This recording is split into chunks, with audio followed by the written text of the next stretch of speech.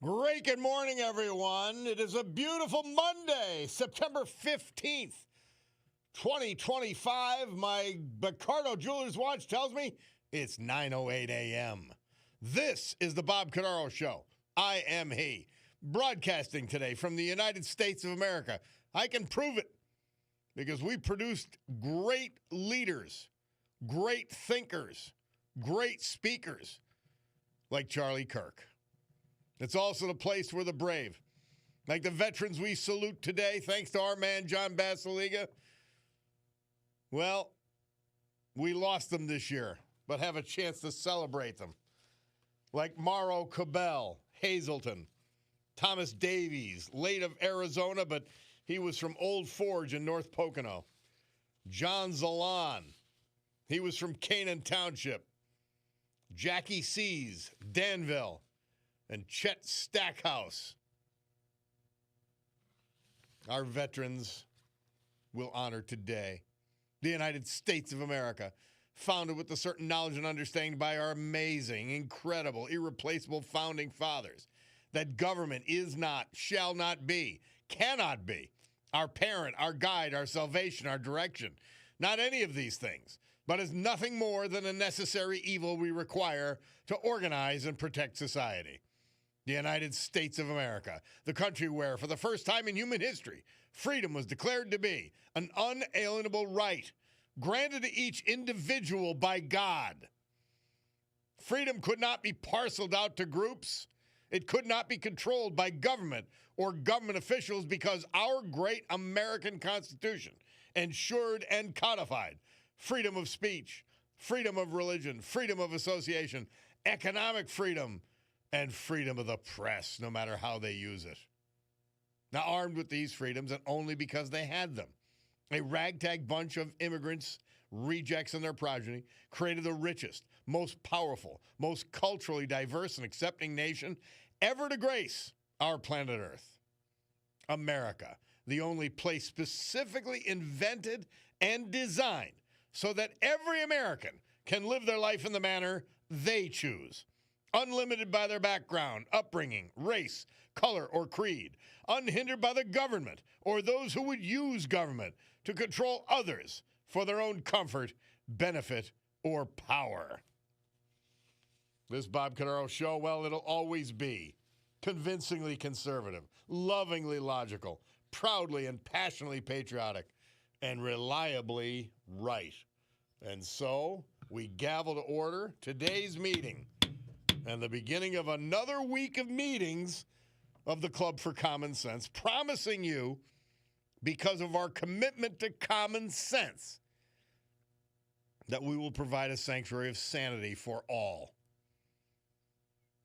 Well, it's our first full week without the voice of Charlie Kirk. Oh, what a shame. I find it tragic on so many levels. And we're going to feel it. They're talking about, and I'm not a pessimist. I'm actually maybe too Pollyannish in a lot of ways. But they're saying, well, we created a million Charlie Kirks through his assassination. I don't know. I mean, I just think he was such a unique leader because he was not only had incredible spiritual depth, incredible intellectual depth, but he was in a lot of ways a master political strategist on top of all that. I don't know that you find that in one person. His wife is very, very impressive.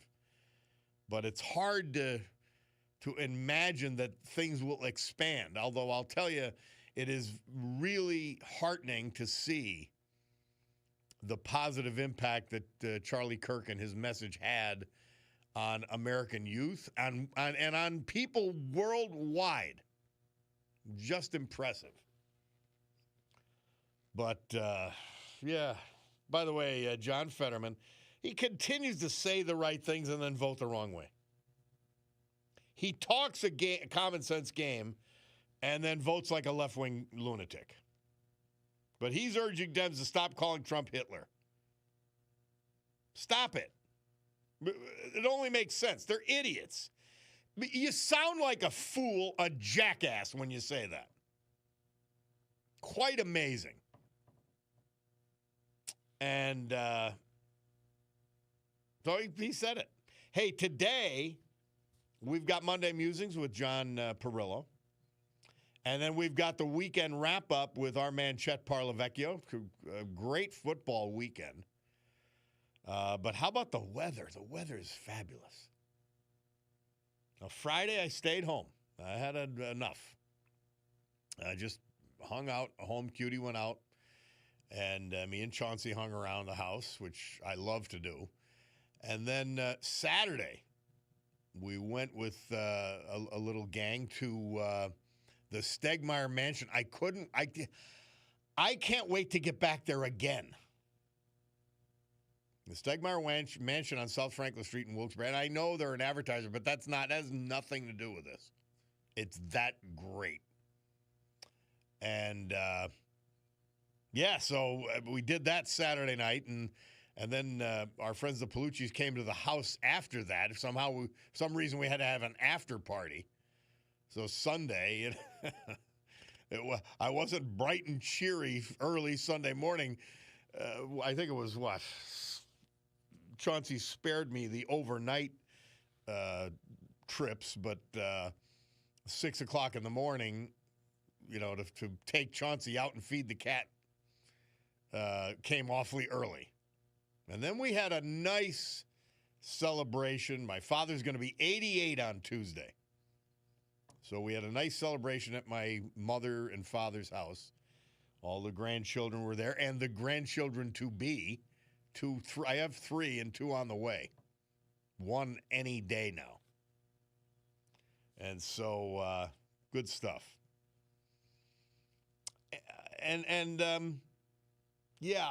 Crazy weekend because you still have these idiots. There's nothing else you could call them. Trying to somehow pigeonhole this assassin, this scum, evil scum, onto the right. It's just, what?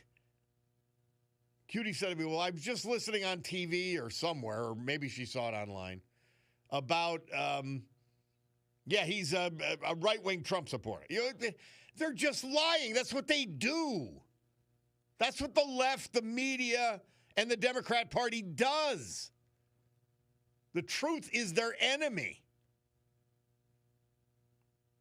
And, they just like, you think, are these people insane? Seriously. I think many of them are, and many are just dumb, and many are just followers. But I can't I don't know. Why would you? It's not yours to own. Did you kill Charlie Kirk? Why do you have to lie about the ideology of the person who did it? And I said it from day one. There was radical trans ideology and radical left-wingism behind the murder.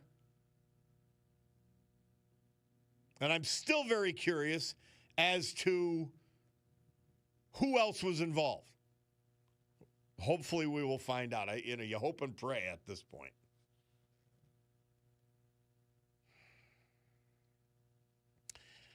Mr. Paul sent me something. You talk about jackasses. Almost on the top of the list is Chris Kelly, who writes for the Scranton Times.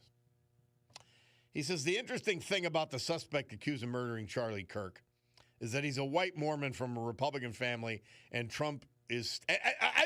how does this even come in? And Trump is still hiding the Epstein files. Number one, that's a lie. So and we know he's a scummy liar. This is the guy who writes a column for the newspaper. You just have to say, at some point, you have to say, yeah, he's doing our party line, but he's a liar and he's a fool and he's actually mentally ill. You got to say that if you're running the newspaper and you have any self-respect. Just tell me if this sentence makes any sense. First of all, from a Republican fan, as though he wasn't a left-wing lunatic. In other words, so he's trying to say this lie without outright lying. But he knows he is. And Trump is still hiding the Epstein files. Now, what he overlooks on this Epstein nonsense, and it is nonsense at this point, what he overlooks is that the Biden administration had the files for 4 years and did not release them. I wonder why. Because they implicate a lot of Democrats. Number one, including Bill Clinton. So why didn't the Biden administration release them? And if they were damaging to Trump, why didn't they release them? Please don't tell me they wouldn't. Number one. Number two, Trump is not hiding the Epstein files. Nothing of the kind. That's a lie, Chris Kelly. You're a liar. You're a lowlife. Because you lie without any component, like nothing even phases you. Again, that goes back to that zero self-awareness of the lunatic left, of which he's a card-carrying member. Charlie Kirk wanted the full unredacted Epstein files released. Trump should honor his memory by releasing the files. Oh, so clever, Chris, to use Charlie Kirk's name. Number one, the Trump administration, they released what they had. It was given to the House Oversight Committee. Number two, they went to court to release more. And Democrat-appointed judges said no. Maybe with good reason, but they were Democrat-appointed judges. There's nothing else to be released. And so you have scummy liars like Chris Kelly, and he'll write a column, it'll be all full of lies on Wednesday. Probably wrote one with full of lies Sunday. Just awful person. A really awful person. You cannot lie like that and be a good person. You cannot be. And he's just gone deeper and deeper and deeper into this left-wing rabbit hole, this anti-Trump rabbit hole that he's now, seriously, he would not get out of Clark Summit State Hospital if they put him in. He wouldn't get out. Because he's like, oh, well, Trump put me in here. Yeah. Oh, sad people. That's what the deal is. All right. That's our opening segment. We got to hear from our great sponsors. We got to do a little history, a little music, and then we'll be back to you. You can reach us at 570-883-0098.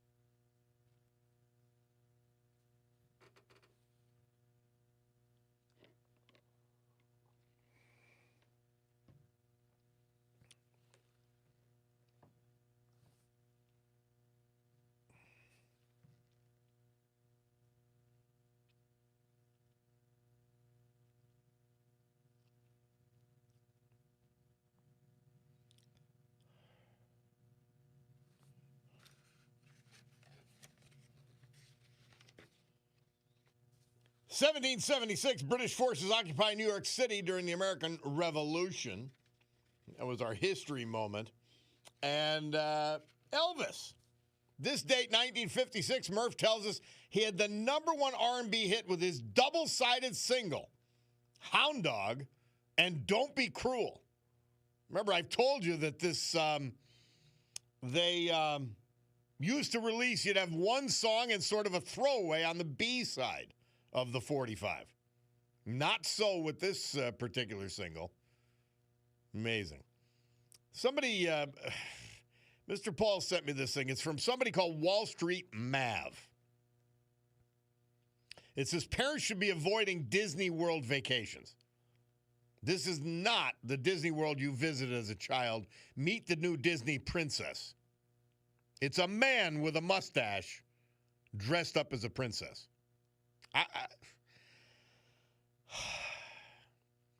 The left, the lunatics, you really, they just keep topping themselves. Please don't think that Disney has broken with the sick ideology that they're trying to foist on people.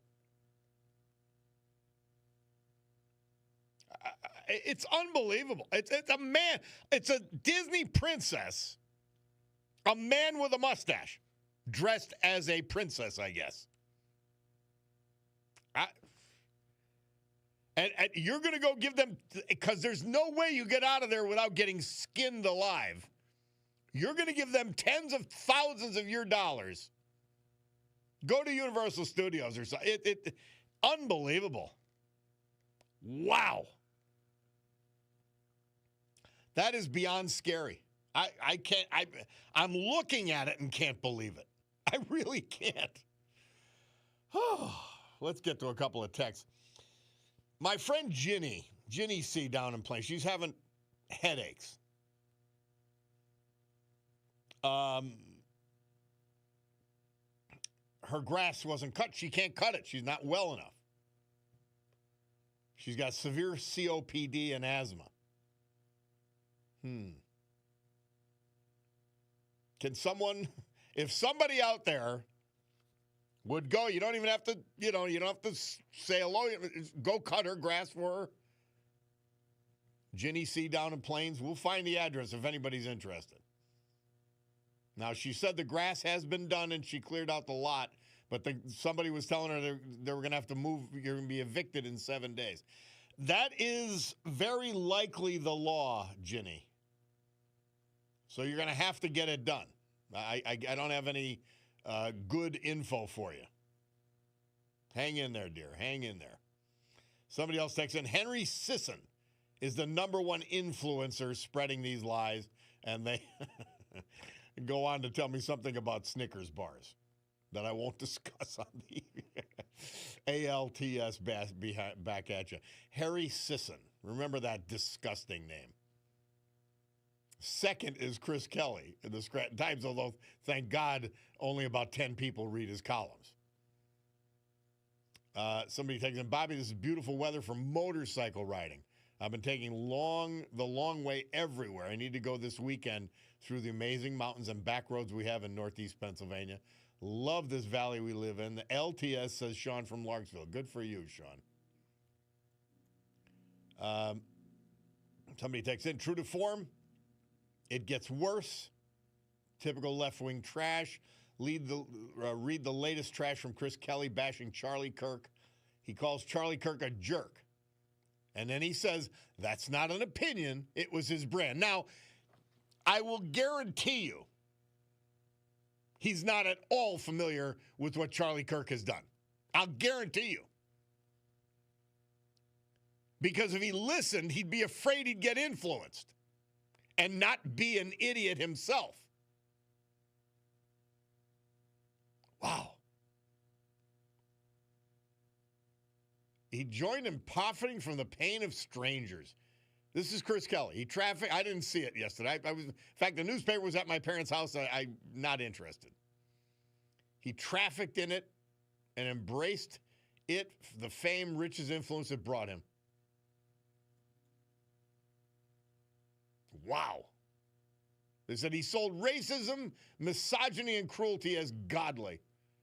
This is a mentally ill person writing a column. Now, the newspaper's failing. It's awful. It's a rag. All of that. As are the Citizens' Voice and the Hazleton Standard Speaker. And what is it, the Pottsville Republican? Like, you can't even describe how vile a mind Chris Kelly has. You can't describe it. He's sick. He's mentally ill. He needs help. I'm actually, instead of being angry, I'm just going to ask for help. Somebody help Chris Kelly. He's mentally ill.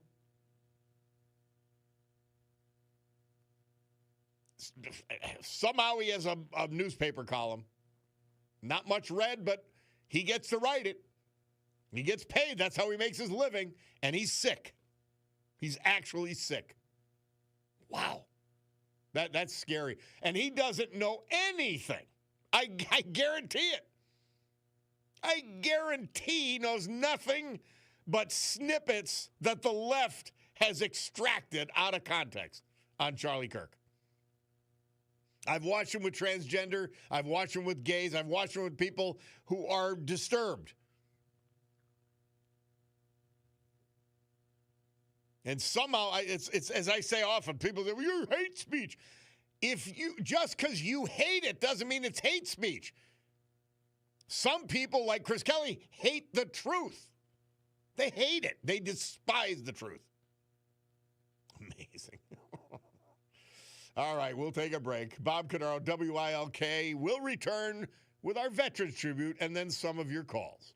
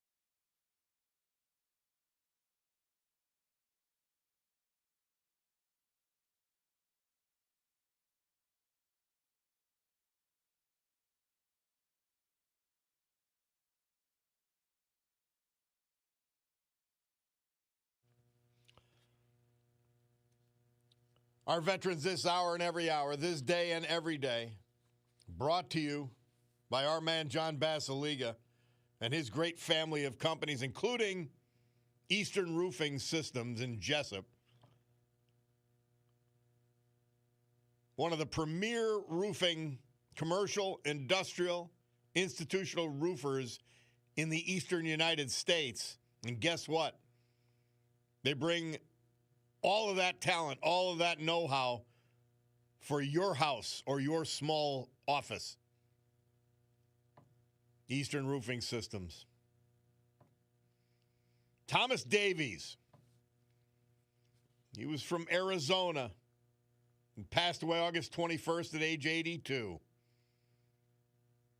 Back in 2016, he was preceded in death by his wife of 51 years, Irene. He served us honorably in the United States Army, stationed in Korea and California. He attended the former Lawrenceville Elementary School in Old Forge through his freshman year before graduating from North Pocono High School in 1961. Tom Davies worked as a rate negotiator for Southern Pacific Railroad prior to retirement. He and his wife always opened their home to military soldiers passing through at Presidio Base in California. He's survived by his daughter, Kath, 3 granddaughters, 2 great-grandsons, and other family members. Tom Davies had a signature trait. Whether talking on the phone or in person, even just checking out at a store, he always finished the conversation with a joke. He will be dearly missed. Thomas Davies. Morrow Cabell, Hazleton. We lost him September 8th at the age of 88.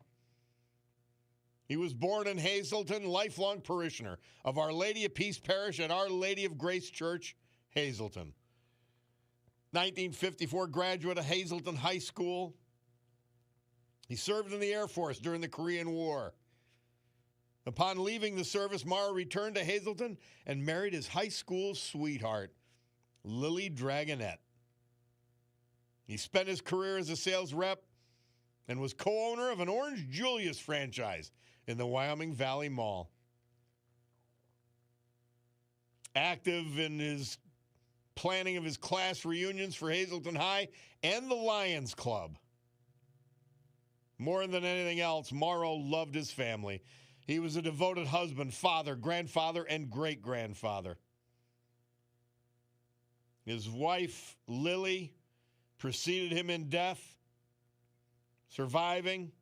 His daughter, his son, his grandchildren, his great-grandsons, and a great-granddaughter.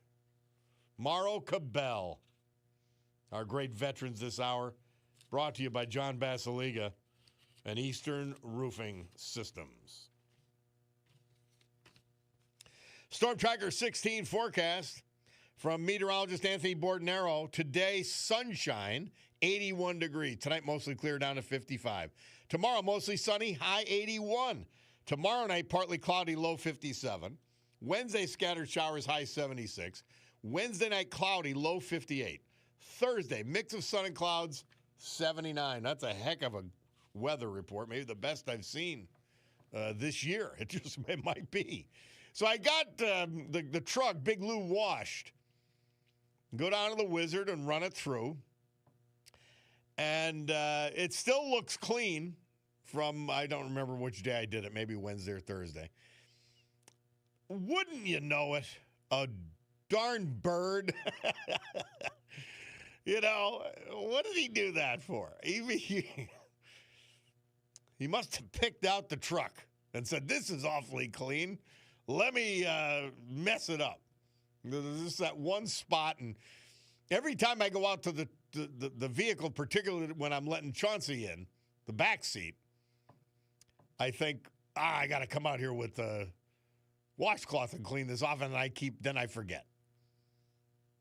But I did tell Cutie, we were both out of washer fluid in her vehicle and mine, and I stopped and got it when I got gas this weekend, or Friday. So I've got washer fluid. Unfortunately, it's still in the back of the truck, but it doesn't matter. I have it. All right, let's go to the blower. We got Mike from Dallas. Hi, Mike. How are you? Good. How are you, Bob? Great. Thank you. Hey, LTS, man. Love your show. Back at you. Really Back at you, brother. Hey, I think that, those birds, man. They have scouts. They watch you. They watch you go to the truck to the car wash, and then he's back. Let's get him. He's back. They do the same thing to me. Hey, I'm very upset about the Charlie Kirk murder, which is what it was. And but I have after watching the FBI timeline and the report about and the pictures, the film of the guy jumping off the roof, jumping off the fence, climbing up the stairs, and then they say, this is the condition we found the gun, the weapon, in the woods. Now, if at some point it looks like the gun was disassembled, it doesn't show when he's jumping off the roof to get away that he has a gun in hand, but he does have something in hand, a bag of some sort. Mm-hmm.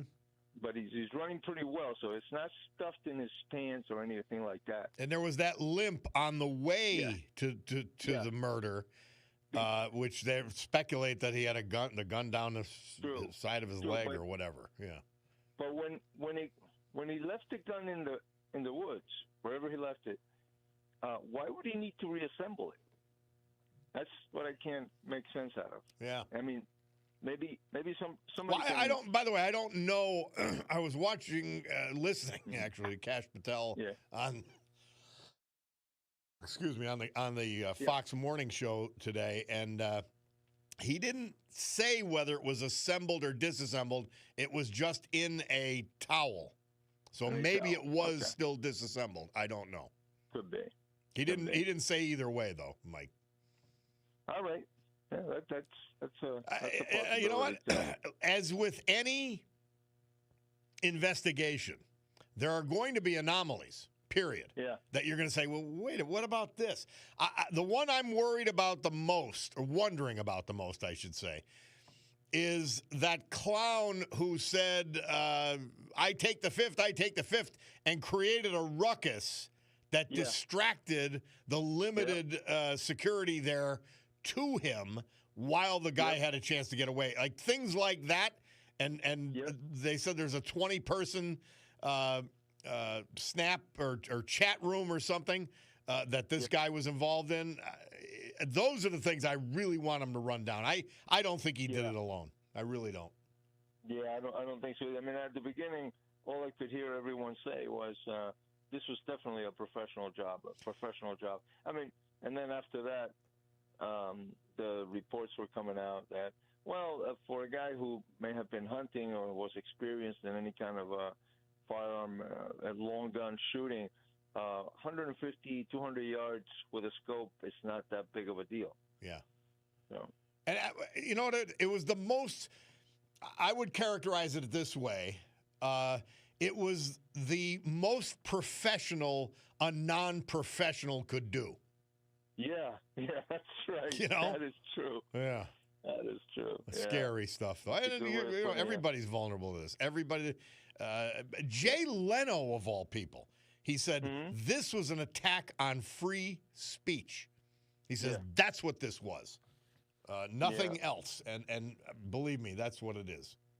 Yeah, absolutely. I believe that. Thank you, Michael. Hey, thank you, Bob. Appreciate it. Thank you for calling in. Thank you. Bye-bye. Let's go to our man Larry from Plymouth. Hi, Larry. How are you, buddy? Hi, Bob. By the way, how's your dog, Bob? Well, he's being weaned off the steroids. We're going to see how he reacts when he's fully off of them. Okay. You know, we're going to see. Chauncey. Well, I hope, Bob. Yeah, he's acting normal. I mean, you know what I mean? He's running around being a big goof, which is fun. Yeah. Bob, but if I could pull this out, Bob, here's a tribute to Charlie Kirk, if I could do it. Please. Okay. Amazing grace, how sweet the sound that saved a wretch like me. I once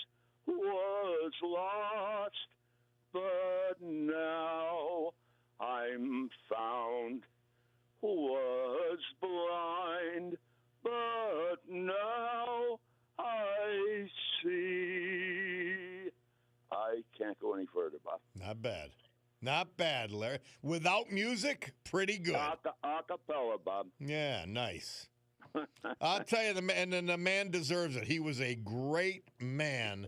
Yes, and Bob, the impact he had in 31 years, and it was even more as we see these vigils all around the country and all around the world. It was even more than we knew it was.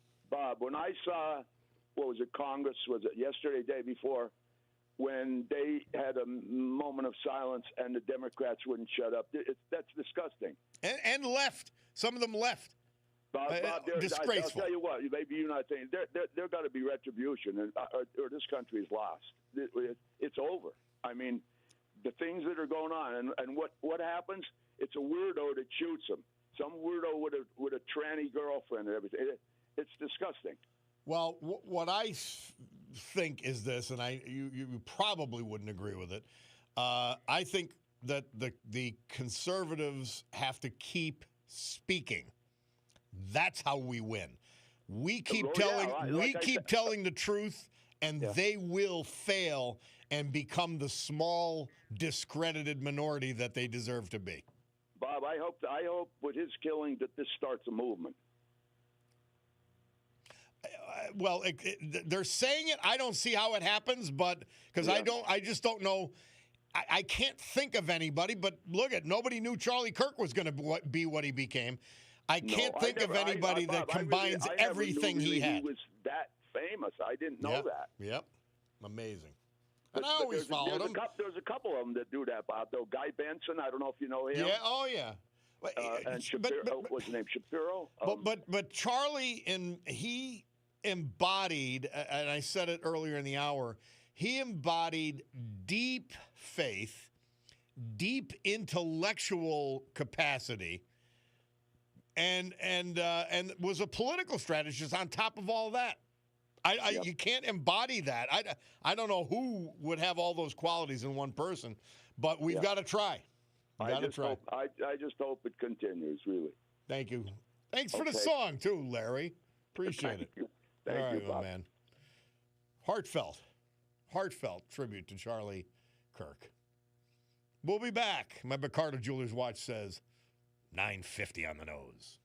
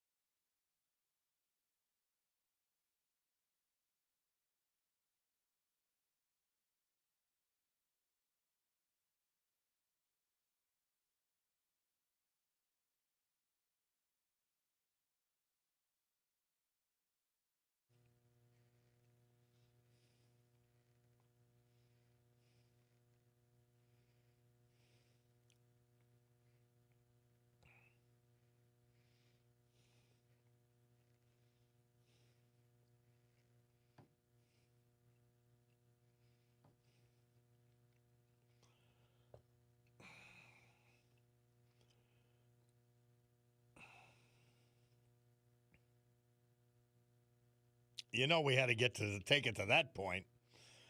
Murph tells us this date, 1962, the Four Seasons moved from number 11 to number 1 with their hit Sherry. Bob Cordaro back with you on WILK. Mark Nasco's in the studio. One of you alerted me to a traffic issue that we're going to amplify upon. Mark, what do you got, man? Yeah, well, it's pretty simple. Road work.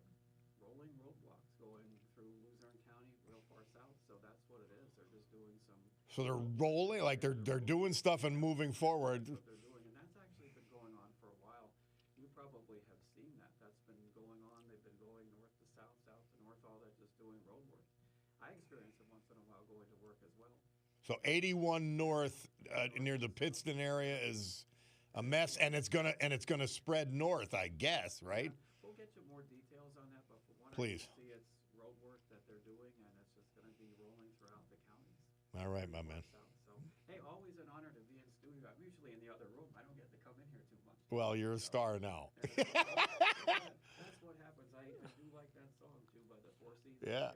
There you go. I guess I better back my room there. Go track this down. People have to know. Thank you, Mark Nashko. Appreciate it. Hey, let's go quickly before the top of the hour to Bill from Pittston. Bill, we got about a minute and a half, my friend. Bill, are you there? Okay. Yeah, I'm here. Okay. Yeah, there's a subculture with these transgenders. My niece has a lot of various and unusual friends. Some are transgender, and they have their secret words, and they're a little bit smarter than you, that type of thing. And they have these little buzzwords. And there's a really wild subculture of this going on, and it's time we call them out. And when I talk to them, the stuff they say, I call them out. I don't get hostile. I just keep an even tone. But they're not as smart as they think they are. And you got to call them out, but not in too much of a provocative way. You have to just use your wits about you. But it's really got to be studied. Bill, from my perspective, two things are important to remember. Number one, gender dysphoria, in my view, is real. And it's, you're sort of cross-wired. It's a brutally difficult situation for anyone suffering from it. They need support. They need love. What they don't need is anyone encouraging them to move forward as young people in a transgender journey. They just don't need that. That's the worst of all worlds. But it is their choice once they're adults. But once they get in these subcultures, they feed exactly the thing you fear. They exploit them and they twist them because that shooter's family were conservatives. So they grew up in a conservative household, but once they got into that subculture, they got twisted. Yeah. And he was living with a transitioning person. And I maybe thought he was defending her. I don't know. You just don't know. Look at the level of mental illness and acting out on it that this young scumbag partook in. It is dangerous to everybody. And here's the thing too, Bill. It bothers me. Nobody's out to get them. But see, the Democrat Party and the left and the media are saying that conservatives are out to get them and erase them and all those other kinds of things. Total lies, but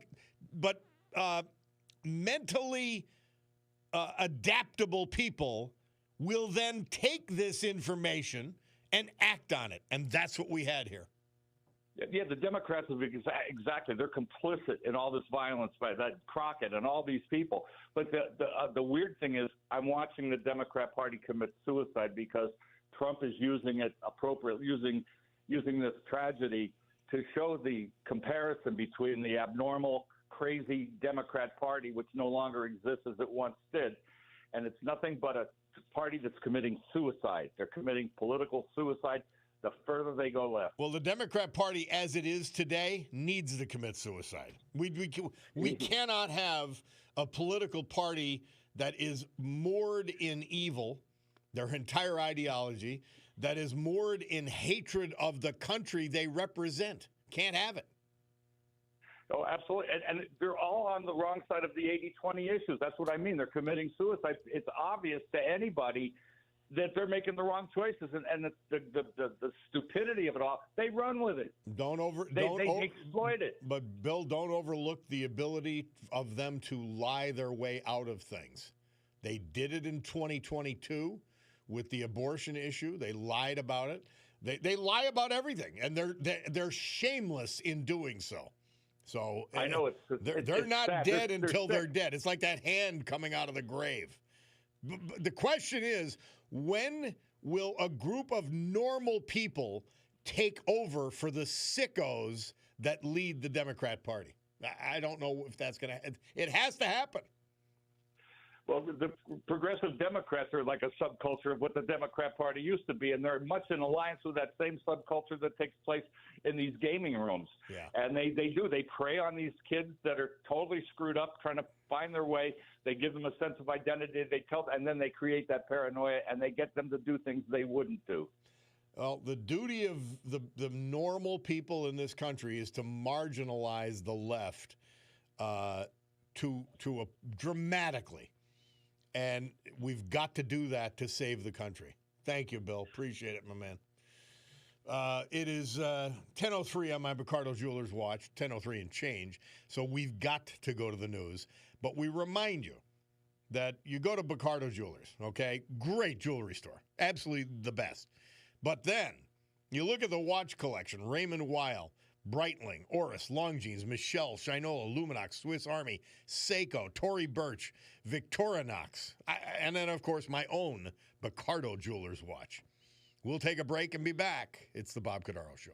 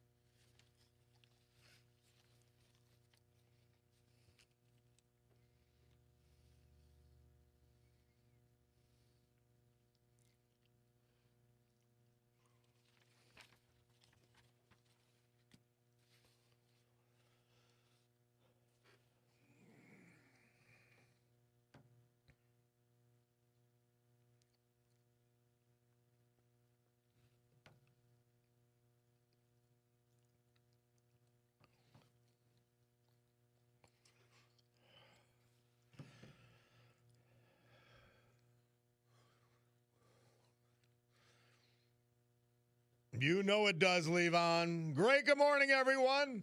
Rabbit Cardinal Jewelers watch tells me it's 10:12 and change here in the great Northeast. This beautiful Monday, September 15, 2025. This is the Bob Cordaro Show. I am he, and it's a big day to fight for America, defend our values, and with the help of our man John Basiliga and just one of his great companies, Eastern Roofing Systems of Jessup, to honor the brave who have made us and kept us free. People like veterans we lost this year, but celebrate today thanks to John. Like Thomas Davies, late of Arizona, but he was from Old Forge in North Pocono. Morrow Cabell, Hazleton. John Zalone, Canaan Township. Jackie Seas, Danville. Rick Clark, the Reverend Rick Clark. Chet Stackhouse.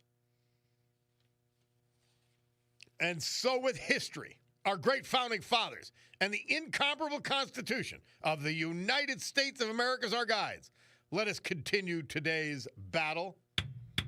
Gaveling back to order this meeting of the Club for Common Sense, promising you that our commitment to common sense will provide a sanctuary of sanity for all of you. A couple of quick texts before we get to our next segment. Bob, I missed the first half hour, but I just heard stories about you getting a car wash, bird poop, and buying washer fluted. You're losing your edge, buddy. Next, it'll be that you're buying Senecot. Well, I don't know what Senecot is for, but I've heard of it. So we're not there yet, I guess. Somebody texts in, any future event should have a drone overhead. Then you can see every roof. Amen. And they're not expensive, and they're not complicated to operate and all that. Somebody else, you're right, Bob, that old buck that they had down on his knees with all their attentions pointed towards him, he has a real shady past, and he's an oddball. I mean, why? If you hate Charlie Kirk, why would you go to the event? Seriously. He's got enough events where he takes questions. Somebody pointing out, it doesn't have to be just one person to replace Charlie. I agree. And it can't be. It's going to have to be a number of people stepping in to play that role. Erin from Clark Summit texts in. She says, I'm out of town, not listening. Come on, don't forget about the Odyssey app, AUDACY. AUDACY. And go to WILKnewsradio.com. You could also see the program as it unfolds. But Erin continues, but I hope you saw Chris Kelly's article from yesterday. I did not. I don't look for stupidity and idiocy, but it finds me. I asked my mother to save it, set it aside. But my mother, she's Polish and Slovak. She cleans before it's dirty. So the newspaper could be anywhere right now because I didn't ask her till this morning. Somebody said, Bob, you have to look up the Charlie Kirk interview after he destroyed libs like Charlie did. 18-year-old black conservative, by the way. Yep. Well, good for you. Well, the Hanover, and by the way, I want to get past the point where we say black conservative. If they'll think, they'll become conservative. If African Americans and blacks want to get involved, they'll become conservative. I promise they will. Upon any reflection. Somebody texting, well, the Hanover area Mini-Hawks did finally play on their home field. Remember they had to play on the practice field? And the outrageous fees that the school board was trying to charge them. I guess the school district decided to waive the fees, but for some odd reason, the bleachers were sectioned off by caution tape. And for some reason, the scoreboard wasn't working. But the kids did get to play on their home field. Okay. So half of good news. Half of good news. Billy S. texts in. He's at work, so he's not giving his full name. He said, but if a doctor can give you hormones to change your gender, then why can't they give you a hormone that fixes your gender dysphoria?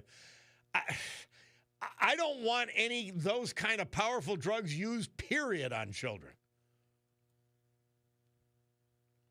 Somebody says, if there's a special election for county commissioner, can a Republican run for the seat? And the answer is yes. Hey, Bob LTS. Tell the news guy Mark Nashko, he's doing a good job, says Rich from West Piston. Somebody says Senecott is a laxative. Okay. All right, thank you. Bob, the American people are now starting to realize this transgender agenda the Democrats and left are promoting on our youth will become the hallmark in all coming elections for the next 10 years or more. This is a culture war is real and must be confronted before it's too late. Bring God back in the schools. Somebody says, if you think you'll be a conservative, if you feel you'll probably be a liberal.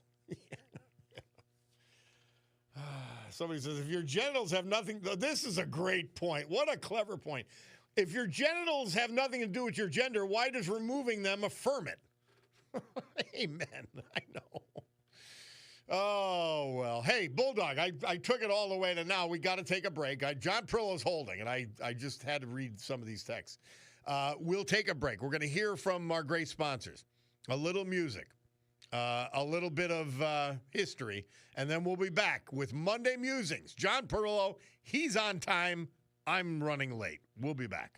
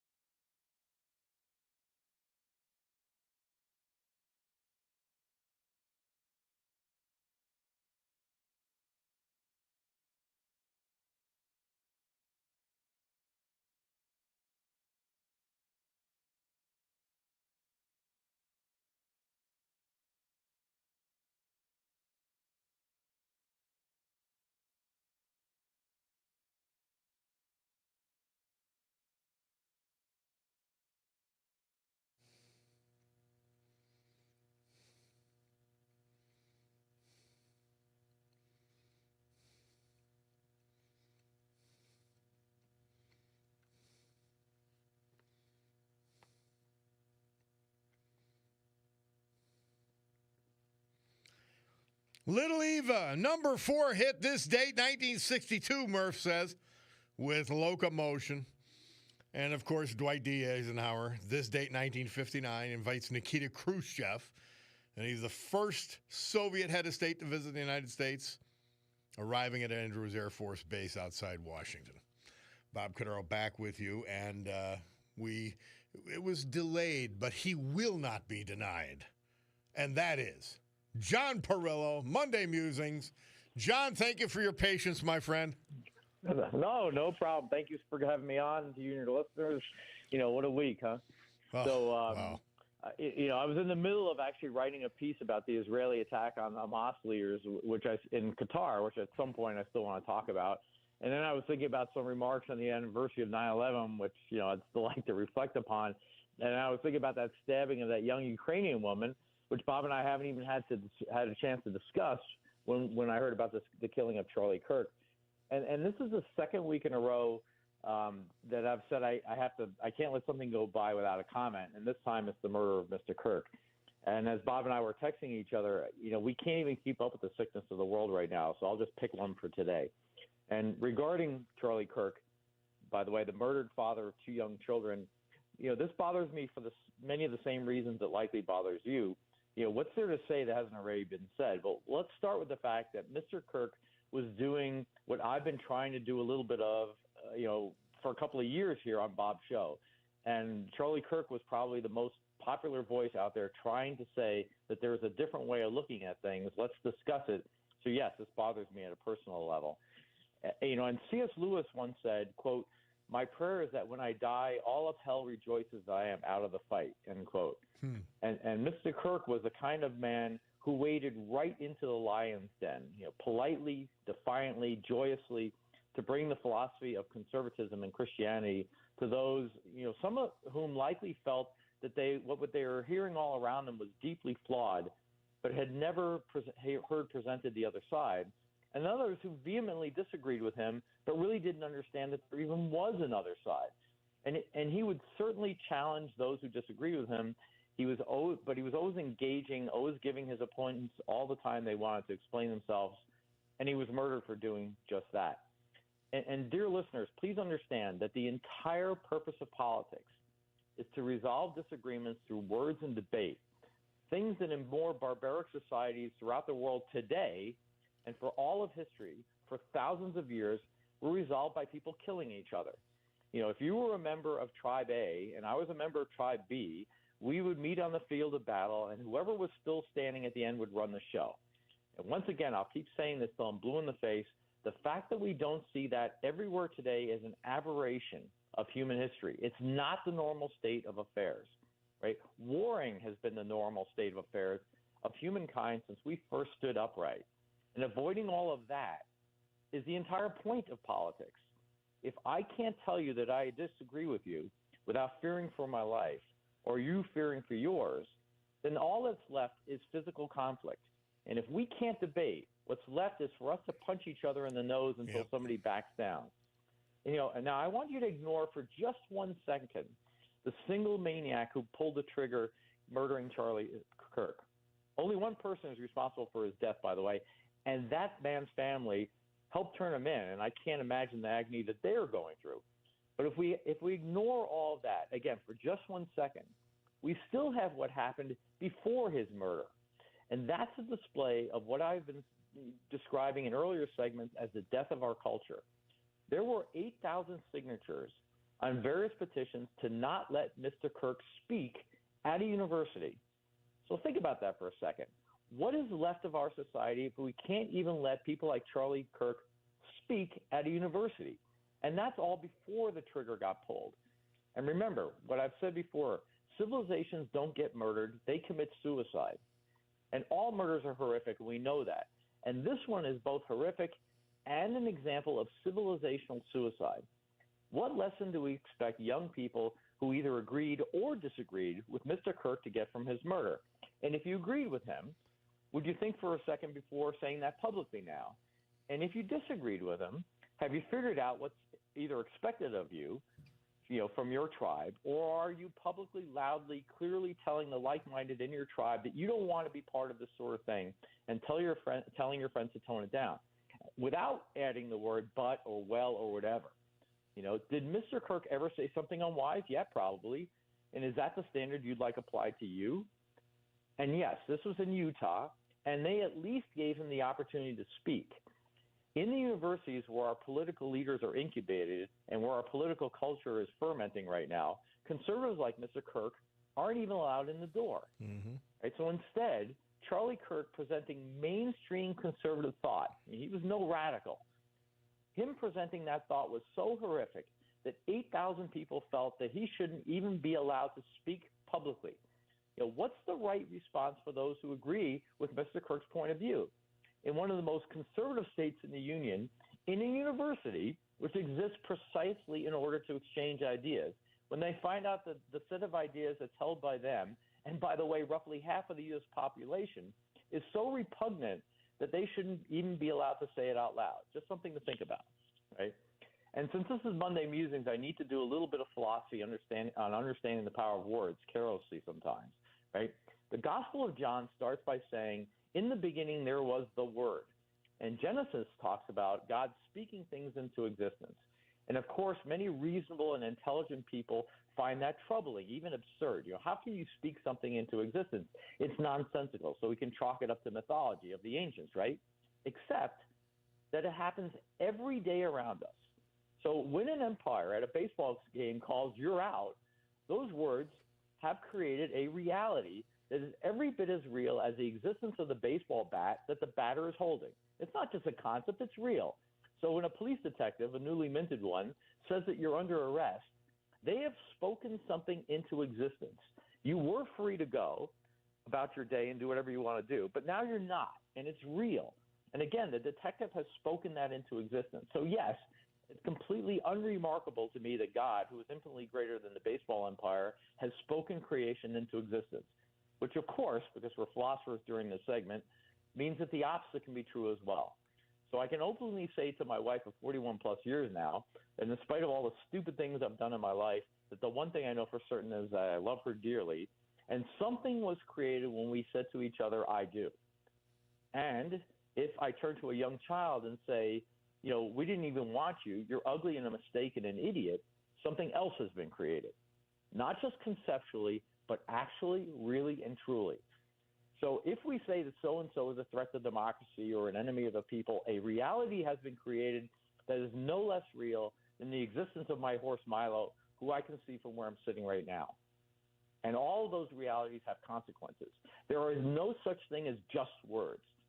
There is precisely one person who we should blame for Mr. Kirk's death, and that fact does not absolve us of the requirement that we be deliberate in our speech. Words either move us closer to capital T truth or further away from it. And Reagan, who I should remind you was shot in an assassination attempt, used to gently correct people and say that he didn't have enemies. He had opponents. And the columnist Mark Wright remarked that saying that wasn't some kind of unilateral conservative disarmament. It was, in fact, the Sermon on the Mount. And if we really want to properly grieve the loss of Charlie Kirk, it seems that we have an obligation to live up to what he preached. Mm-hmm. And the alternative to that is actually truly terrifying. Now, allow me to quote President Lincoln in his inaugural address right before the nation wound up in its last Civil War. He said, quote, "We are not enemies, but friends. We must not be enemies. Though passion may have strained, it must not break our bonds of affection.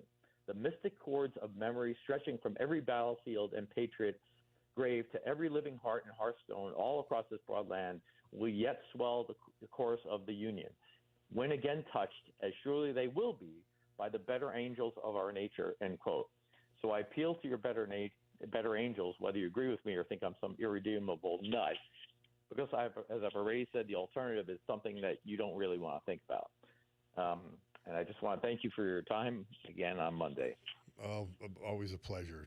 Thank you so much, John. I don't know if we'll ever be able to stay on subject.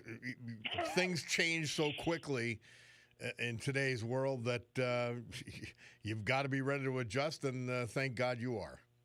Yeah, we'll come back with some more stuff. And again, thank you to your listeners. I hope you guys have a great week.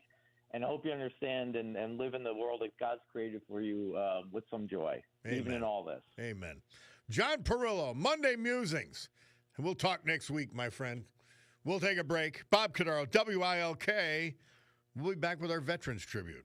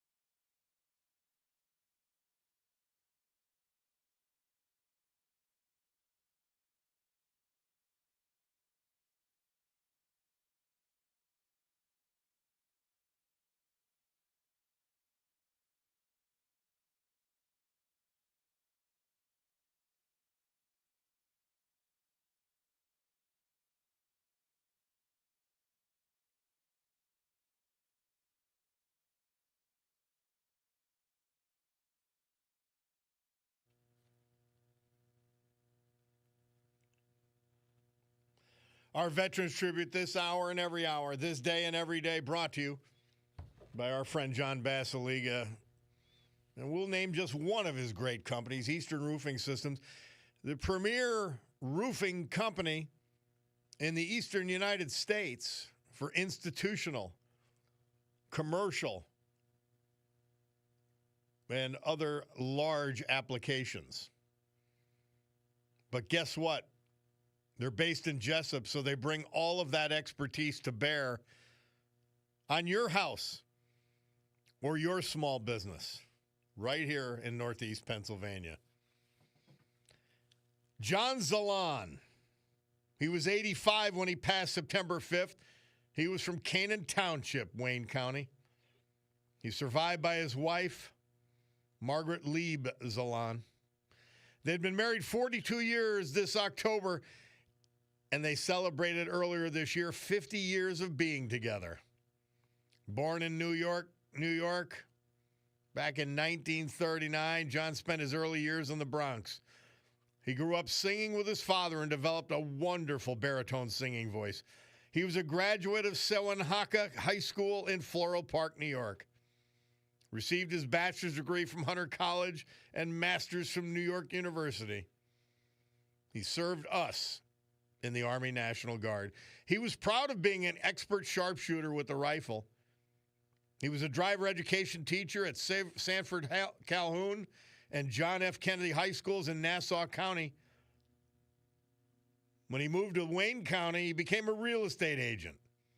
He loved tennis and played on his college team. Upon moving to Pennsylvania, though, he became an enthusiastic and skilled hunter.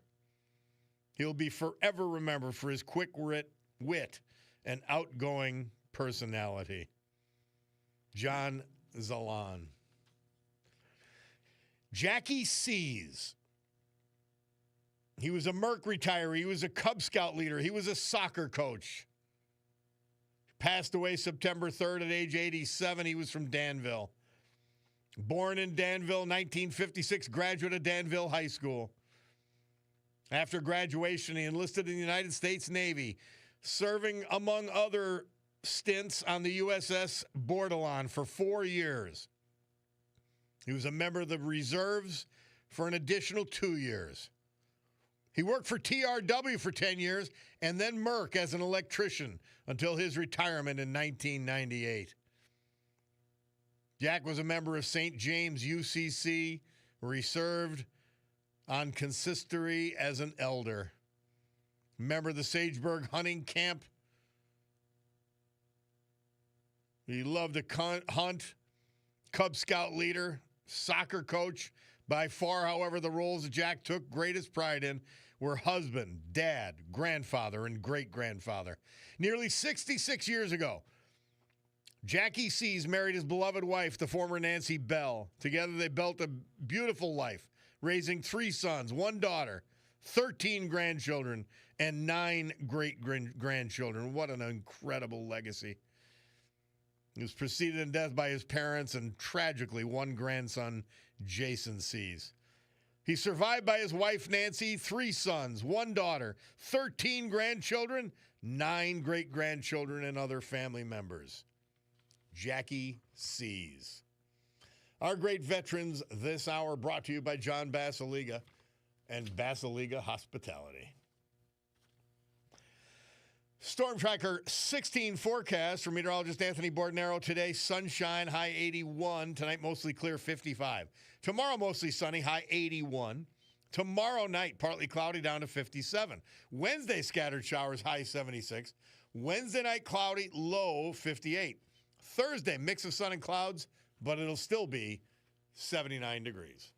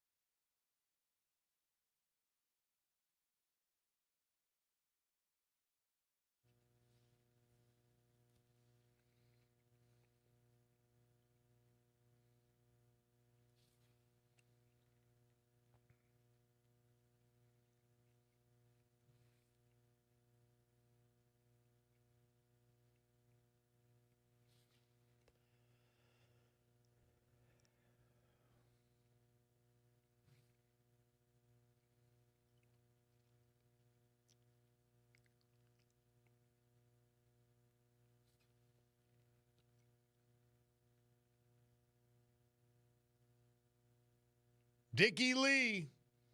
Murph says this date, 1962, he moved into the top 10 charts. At number 9 with his hit Patches. Bob Cordaro back with you. And by the way, a heartfelt request. And I called out some of the people on Friday that were being idiots, like disgraceful at the death of Charlie Kirk, and they deserved it. But I really think they've got to look in the mirror. I agree. Chris Kelly, you're mentally ill, but look in the mirror and get it. Really. Let's go to Max from Dixon City. Hey, Max, how are you? Oh, very good. I wanted to bring up a subject here. It's, cancel culture. Back in 2020 with George Floyd, it really took off. You saw a lot of people getting fired from jobs when they're making comments on social media. And, free speech, completely fine. But there's consequences, to your That's right. To your speech. Free speech does not mean speech without consequence. Not by any means. Yeah. So now we're seeing blowback on the Charlie Kirk. And let me just say, he was probably, in my opinion, the biggest civil rights activist America has ever seen. Greater than Martin Luther King, Malcolm X, and those were stalwarts, John Kennedy. And that's my opinion, and I don't think people are going to realize it until another year or two.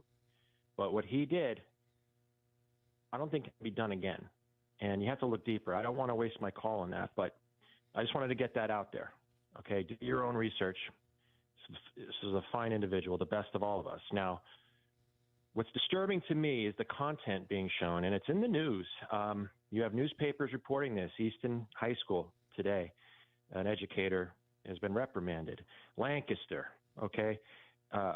Bethlehem, Allentown. We had a couple of fools in the Valley View School District right here.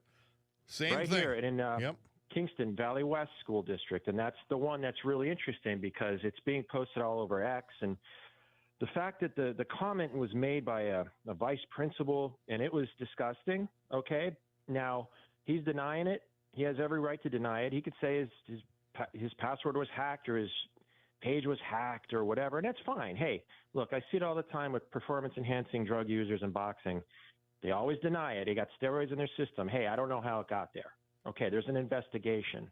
Whatever comes after that is the answer. So in this situation, the Valley West School District put it out. They said, we're going to do an investigation. Well, they didn't say they're going to do an investigation. It said it's being looked at, but they're saying that this was hacked and compromised. Okay, fine. But I believe the taxpayers and the people in that school district deserve answers why this was made, how it was leaked, why it was put on a social media page.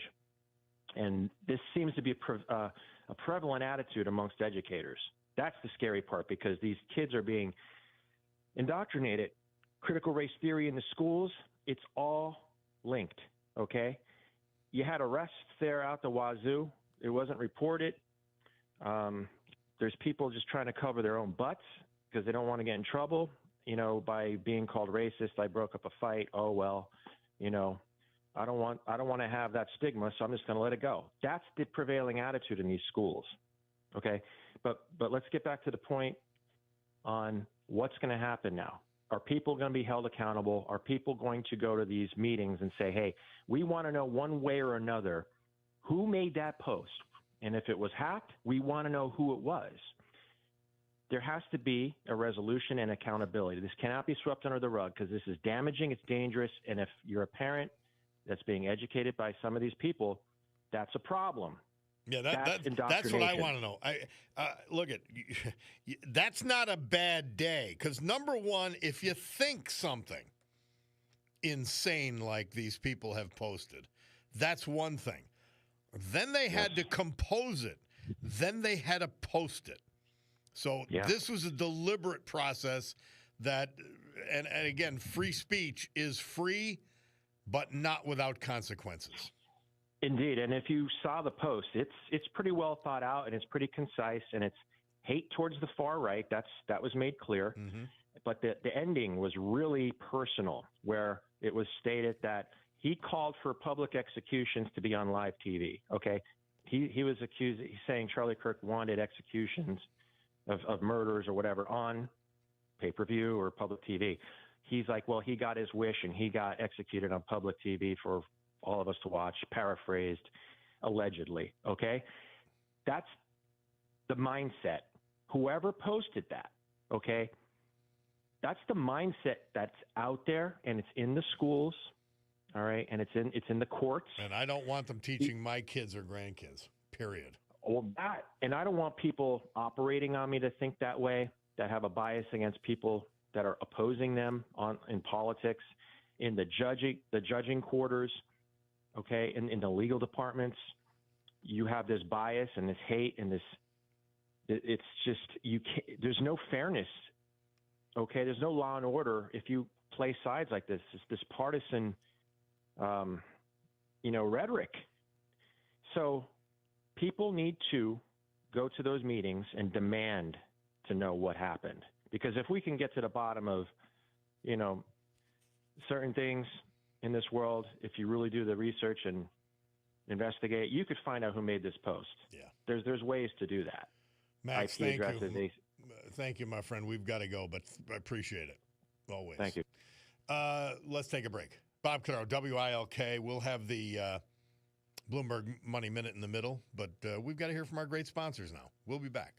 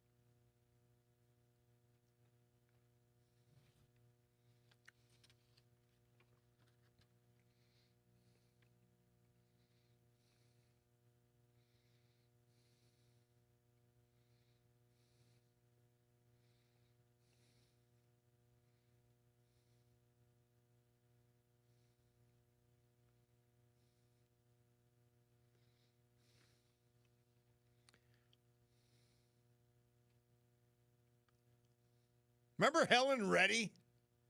She was great.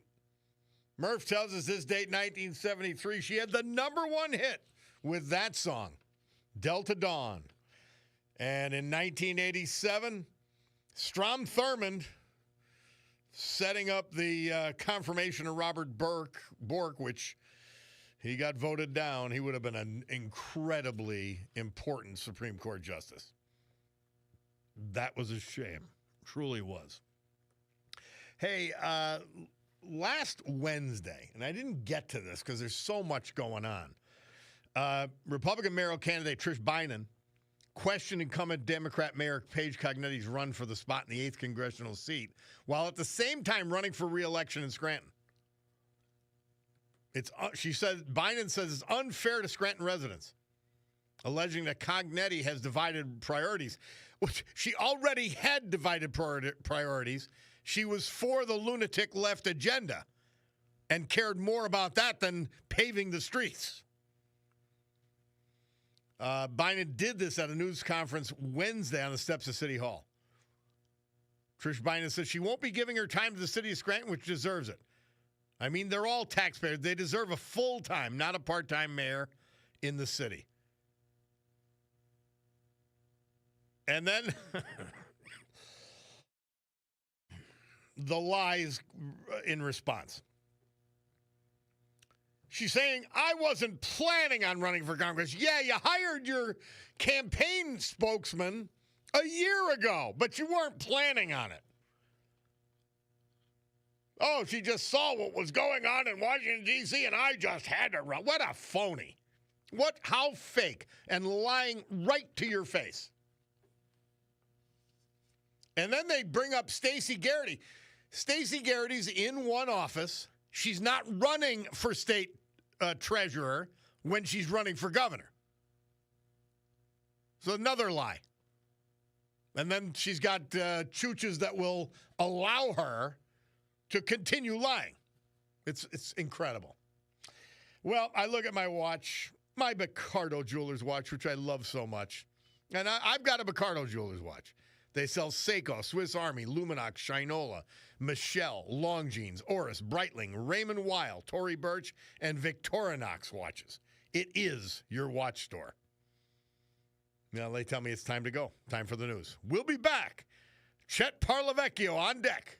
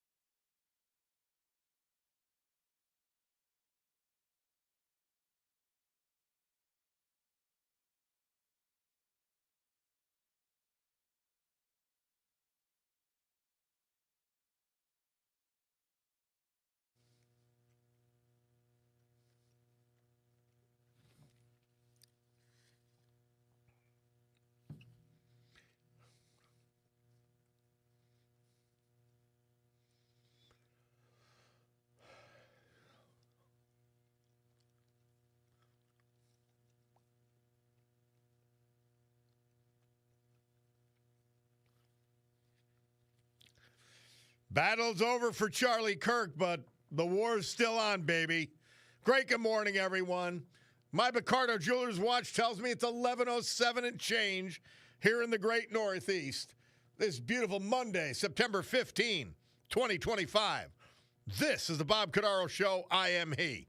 And it's a big day to fight for America, defend our values, and with the help of our man John Basiliga and his great companies like Eastern Roofing Systems, to honor the brave who have made us and kept us free. People like the veterans we've lost this year, but celebrate today thanks to John. Like Thomas Davies, late of Arizona, but he was from Old Forge and North Pocono. Morrow Cabell, he was from Hazleton. John Zalen, Canaan Township. Jackie Sees, Danville. Reverend Rick Clark, Lycoming. Chet Stackhouse. So with history, our great founding fathers, and the incomparable Constitution of the United States of America as our guides, let us continue today's battle. Gaveling back to order, our meeting of the Club for Common Sense, promising you that we are so committed to common sense that we will create a sanctuary of sanity for all of you. Well, it's football season, and that's central to a lot of people's lives. Well, certainly in this area, and you know it. I'm watching a lot of football myself. A lot of fun, great stuff, and we have added this year our man Chet Parlavecchio, former Penn State Green Bay Packers star, and he is with us each and every week to give us a breakdown of what happened over the weekend, to highlight the big games. He coached, not only is he a New Jersey State Hall of Famer for coaching in high school, he coached in the pros in addition to playing there. And here he is, our man, Chet Parlavecchio. How are you, Chester? Bobby? How's it going? Great, man. How you doing? Tough week. Yeah. Thank God we got football to get our minds off other things. That's the truth. It's one of the big reasons that athletics in this country is so important. It sometimes lets us get away from things for a while, right? Amen. Well, what were you watching? What caught your eye in the college game this weekend? Well, in the college game, it was kind of funny. You look at, again, the big game with Pittsburgh and West Virginia. Here, West Virginia loses a game to essentially a 1AA program, comes back and puts a great effort together to beat Pitt in a great football game. I thought that was, again, people from around here, that game means a lot to us. So, yeah. That's bragging rights, and West Virginia hadn't been able to do it, and I was happy for Ricky Rodriguez to coach. He was very emotional after the game. That looked like good stuff. As far as the rest around our area, I mean, again, I'm waiting. Again, don't ask me about Penn State till this week. And then exactly. I will tell you what I think about Penn State. I mean, and they didn't even cover the spread, Chet. Yeah, I know. And the funny part, Bobby, is, again, the era of football has changed. I mean, like I think I said it to you once when we were alone. I said, in my day, we played one of those games. I tell you, in the day, Paterno would play Brown because why? Joe went to Brown. Yeah. You know what I mean? But these teams now are playing 2 and 3 of these games, and it's so hard to get a judge. Like I told you the very first day we started this show, don't go betting college football for 5 weeks because you have no idea who's good and who's bad. Look at Clemson. I mean, no one saw that coming down the road, the problems they're having. I mean, that's a nightmare. Good rebound for Alabama. I guess that's, that for Alabama, what football means there. So you have all types of teams that are still feeling their way through the process. And again, with the transfer portal and all the things that affect lineups and the number of new people coming in, it takes time for these teams to gel. So, Chet, again, with this ridiculous transfer portal, and I believe this: if a kid is first team, he should not be able to transfer. If he's not playing, that's another story. Then they can transfer because maybe the coach that recruited you left and got a job elsewhere, and you're sort of got thrown on the back burner. All that, but Man, at some point, with Penn State now dramatically raising ticket prices, just as an example, how do you get into this? And as a coach, maybe even more perspective that you could provide. How do you bring a team together when you're bringing 3 and 4 starters into the lineup every year? That's the whole thing, Bobby. That's what this it is what is filtering down that affects other jobs. What this portal is doing. Number one, let's talk about the primary reason for scholarship athletes to want to go to school. Let's get an education. How about that? Yeah. Let's not go to 3 different schools where I don't even know what the hell happens to my credits from one place to another. And at the end, all I cared about was going to the NFL. It didn't happen, and I don't have a degree. Yeah. That's the first thing. Number two, the allegiance to your school. I can only tell you what I lived. You'd get a kick out of this, Bobby. I'm sitting here right now with Rick D'Amico and Dan Biondi, two of the Penn State greats. Dan Biondi, the captain of the national championship team, and Ricky, with the great teams we had. And we sit and we talk about it all the time. Yeah. The allegiance to the team. There was never a time we ever even thought about whether we were going to go out of that locker room and play for Penn State. Penn State meant everything to us. Mm-hmm. Today, these kids don't have any allegiance to these schools. This is what you could get for me. And one of the biggest things as a coach that you go into a door now. Chet, they say that D'Amico could have been a multimillionaire if they had NIL when he played. Well, that's what we were just talking about. That what would you have given Dickey? I don't know. I mean, it would have been that's insurmountable. But that being said, you talk about what the coaches talk about now. In the old days, a coach would come into your house during recruiting, and the first thing a parent would say to you is, "Are you going to make my son graduate? Will he graduate in 4 years?" Today, with the NAIA money, that parent will say to you, "How much you going to pay my son?" You talk about losing the plot. That's losing the plot, Bobby. Yep. And it's just starting. The filtering of this is just starting. You can't discipline anymore. Why? Well, he don't like what I said. He's going to leave. Mm-hmm. You know what I mean? So if for coaches, it's a nightmare. It's tough, and that's why Saban left. That's why Harbaugh left. We're old school guys. You think they want to deal with that? They're there to coach football. They're not going to deal with that. Yeah. And they've created a nightmare. Well, it'll sort its way out, but I don't think in a positive way. All right, so Chester, we go to the pros now. Tell me what you saw, what you liked, what you didn't like yesterday. Well, let's look at the local front again.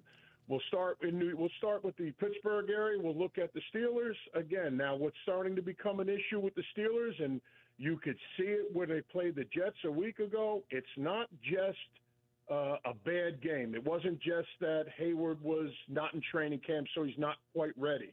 They obviously two of the great things about Steeler teams, their trademarks are their ability to run the ball and their ability to stop the run. And in both cases right now, they're struggling. They can't run the ball, and they can't stop it being run against them. So obviously that's causing issues. I mean, as far as Aaron yesterday, he did what he could. I mean, there wasn't just much there. They played damn good defense. I mean, they were pretty damn good. And I think the Steelers right now are running into a situation where they've got to evaluate what they have up front. They've got to get running the football, because without running the football, it doesn't open up play action, which one of the things you know about Aaron Rodgers in the past, you teach young quarterbacks, he had the best play action hands in football, which means his play fakes were renowned for guys biting, and then he gets behind them. So the Steelers have their work cut out for them. It's something that can be fixed. It's not something they're used to having done to them. So now you take that, and now you look at the Jets in our New York side, in our locals. They get humbled by the Buffalo Bills. Now, understand something. Obviously, the Jets had to come to grips with, obviously, we don't run the ball as good as we thought we did. Because if Pittsburgh gave up all those rush yards to Seattle, look what we're doing here against Buffalo. And what happened here with Buffalo, Justin Fields looked like the old Justin Fields. He threw for high school numbers. That's the stuff that gets him in trouble, where when he's in his game and he's able to use his legs and throw to assigned spots, open windows, he's effective. Ask him now under pressure to have to move around, and that's where all hell breaks loose. And then Buffalo right now, let's be honest, they're the standard. They're the standard in the AFC. So it isn't like you got beat up by bums. This is a Super Bowl favorite, and they're just getting warmed up. Cook is back.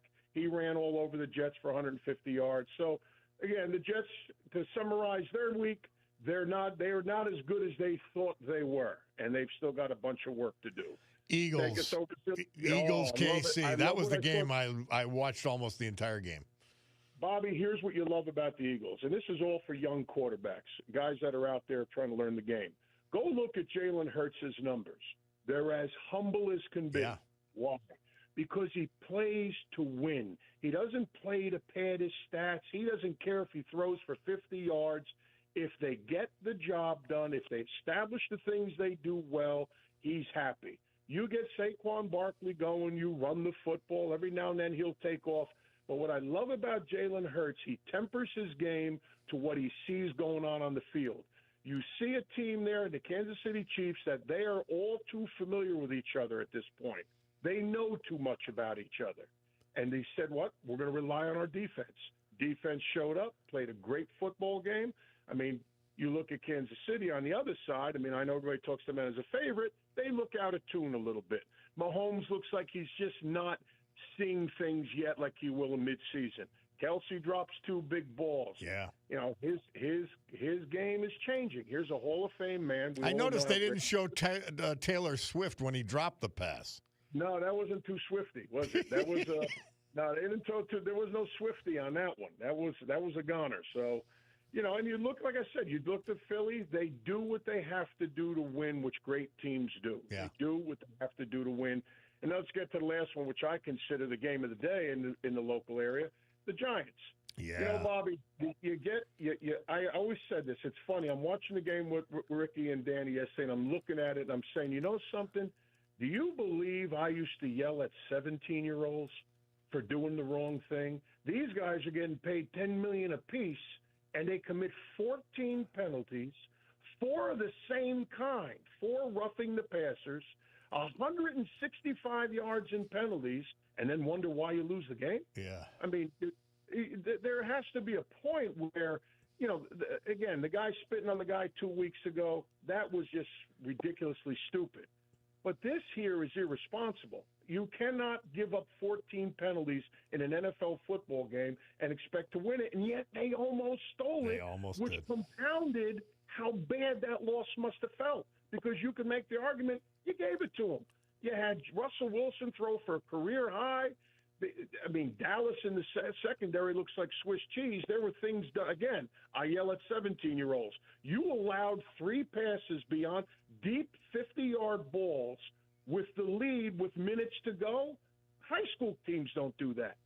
So you had a combination of, it sounds funny, you had a combination of some great plays being made, but some really stupid football. And that's the only word I could figure out for it.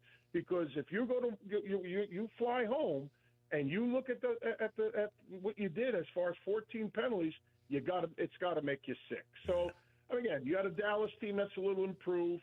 Again, the Giants moved the ball, so they should be happy. I don't know how well the Dallas is defensively, but like I said, they've also got a bunch of work to do. And again, that's the local roundup. But now let's get into a couple of things. So just 2 or 3 things, if you don't mind. Let's talk about the league in general, perspective that I've had, you know, again, not stats and numbers, things that you look in the league as a layman watching the game to say, wow, that's true. First issue is I cannot believe, Bobby, I don't remember kickers kicking at this range. Oh, gosh. 50-yarders now are like 30-yarders used to be. My father and I were commenting on that yesterday. It's remarkable. I mean, you go to prison for 10 years and you come out and they're kicking 60-yard field goals.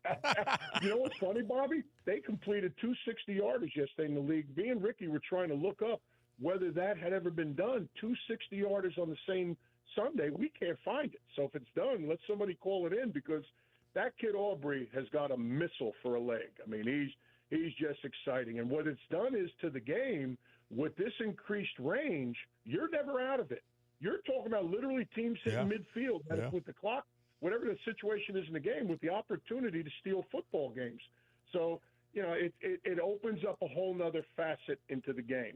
The other second point that you look at, exciting 2 new young teams on the scene that I gathered. You had a hell of a game in Denver, which was funny. An offsides on a kick allowed a guy to re-kick and cost you the football game. But you look at the Colts and you look at the Broncos, these are two sleeper teams in the league that you got to get excited about. And here's your prototypical formula for success. You have Freddie Taylor rush for 145 yards, and you have Daniel Jones throw for almost 300. You know what that tells you, Bobby? That when you establish the run game, the play-action game opens right up, and you make big plays. Yeah. If one doesn't complement the other, it's very tough to be one-dimensional. And I think what Indianapolis has right now, which makes them a very scary football team, is they got a beautiful blend of both. They can run the ball with power, and yet you got an athletic quarterback that can get on the perimeter. He's big, he's strong, he's got good eyes. And on the other side of the ball, you got Bo Nix, a very similar type of quarterback, but they weren't able to run the ball yesterday. They didn't get that going, so Bo threw a couple picks. So they're still a work in progress, and what I was shocked was Indianapolis got almost 500 yards in offense against what was considered one of the top defensive football teams in the preseason. So, you know, two young, exciting teams to watch. And then the third phase, everybody looks at the Micah Parsons thing with Green Bay, and I got a big kick out of that looking at it. I said, you know, it's funny for someone not knowing what they're watching, what it does to a game. You put a Micah Parsons in the game and hear what it does. You're playing the kid from what's his name, Jaden from the Commanders, and Daniels, and he's a great runner. He's got great legs. He can move. He creates things off extending plays. So now you have a situation where you have Green Bay, who all of a sudden now can play a cover two shell. And what that means, and if you're really watching the game, it means no one's back is to the line of scrimmage, which means you can spy in the low hole. You can have him accounted for, which takes away a big part of his game as far as extending plays downfield. If you notice, Deebo Samuel had nothing. There were no big. McLaurin had nothing. There were no catches down the field. So if you really watch this Green Bay team, what it's going to allow them to do, if they can get pressure with four, it makes them dangerous in the secondary, and it allows them to do other things. And the only other example I can give you of what that philosophy does are the Philadelphia Eagles from last year. You saw Philly do the same thing. I talked to Vic Fangio during the summer, and he said to me, Chet, once I knew that their five couldn't handle my four, I knew I had Mahomes. I knew I had him. Mm-hmm. And that's a huge thing you're seeing in Green Bay. So, again, as far as power ratings, Green Bay is going to move right up the charts. And, you know, those are the highlight moments, you know, for the league in this week. I mean, when we do more time, I'll give you more highlights. You got it, my man. Hey, Chet Parlavecchio, say hello to D'Amico and Biondi for me. Always a pleasure, my friend. I look forward to next Monday. Take care, my brother. All right, man. Chet Parlavecchio, our weekend wrap-up. We'll be back after this. It's the Bob Cordaro Show.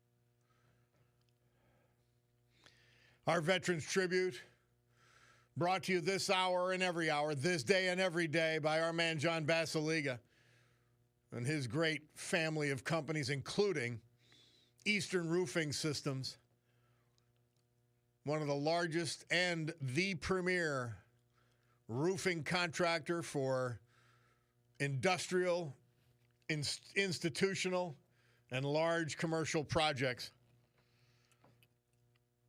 Headquartered in Jessup, PA, they could bring all of that expertise to bear on your house, your small business.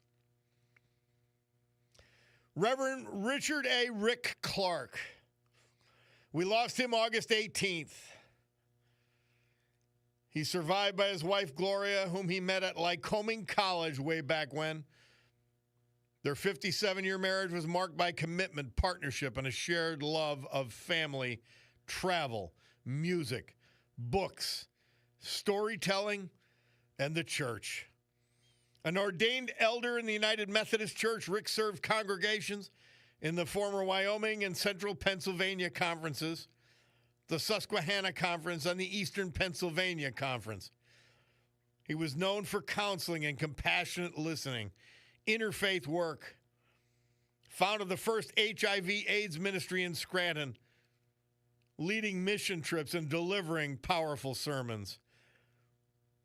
Rick served 20 years as a chaplain of the Pennsylvania National Guard, retiring as a major.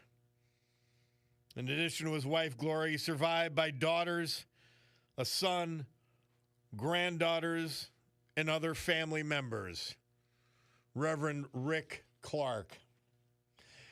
Chet Stackhouse, a trucker, drove over 2 million accident-free miles. Chet was a cherished father, grandfather, brother, friend. He passed away peacefully at the age of 86 on September 2nd at his home. Born in 1939 in Bloomsburg, he attended Sullivan County School. Chet's calling to serve led him to the United States Air Force, where he served from 56 to 60. After that, he embarked on trucking career with several local companies before joining Consolidated Freight. I repeat what we said at the open, his remarkable achievement of more than 2 million accident-free miles before his retirement. He's survived by 2 sons, 3 grandchildren. Sadly preceded in death by his beloved wife, Ola, who passed away in 2023. Beyond his professional and military accomplishments, Chet was known for his love of the great outdoors. Chet Stackhouse. Our great veterans this hour brought to you by John Basiliga and Eastern Roofing Systems in Jessup. Storm Tracker 16 forecast. Meteorologist Anthony Bordenaro tells us today, sunshine, high 81. Tonight, mostly clear, low 55. Tomorrow, mostly sunny, high 81. Tomorrow night, partly cloudy, low 57. Wednesday, scattered showers, 76 degrees. Wednesday night, cloudy, low 58. Thursday, mix of sun and clouds, 79. Not a bad weather report. In fact, a great one, huh? Bob Cordaro back with you on WILK.